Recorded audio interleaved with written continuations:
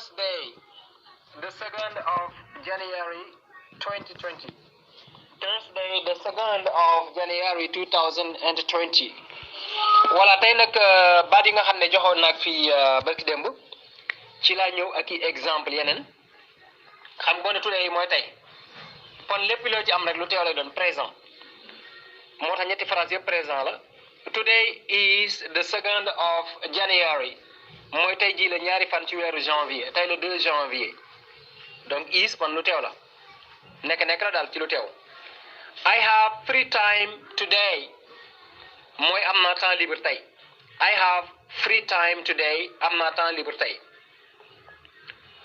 Today is my daughter's birthday mooy tey jii la sama anniversaire doom bu jigéen bi. kon li tax nga jëfandikoo is mooy parce que da nga am today li tax nga utiliser have da nga am today li tax également nga utiliser is da nga amat today, right?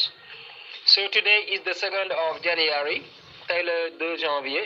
I have free time today am naa temps libre tey. Today is my daughter's birthday tey jii la sama anniversaire doom bu jigéen bi. léegi ñëw ci yesterday moom lu passé lay doon. Yesterday was a day off mooy démb jour férié la woon maanaam démb nekk maanaam bis la boo xam ne kenn du ko liggéey tu vois. Yesterday was a day off. Okay, yesterday was the 1st of January mooy démb la woon 1er janvier. Will you be there tomorrow ndax suba da nga fi nekki. Yes, I will be there tomorrow waaw suba dinaa fi nekki. ok kon lii future la lu ñëwagut boo will moom saa ko gisee rek future la lu ñëwagut daal.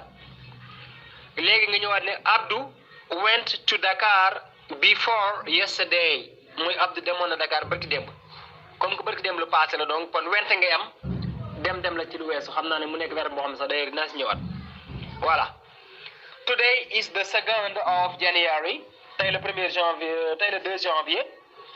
I have free time today am naa temps libre tey.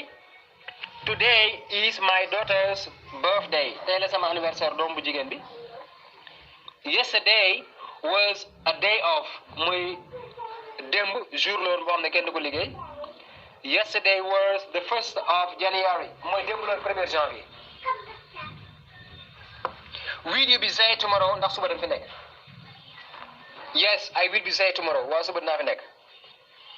Abdou went to Dakar before yesterday mooy Abdou dem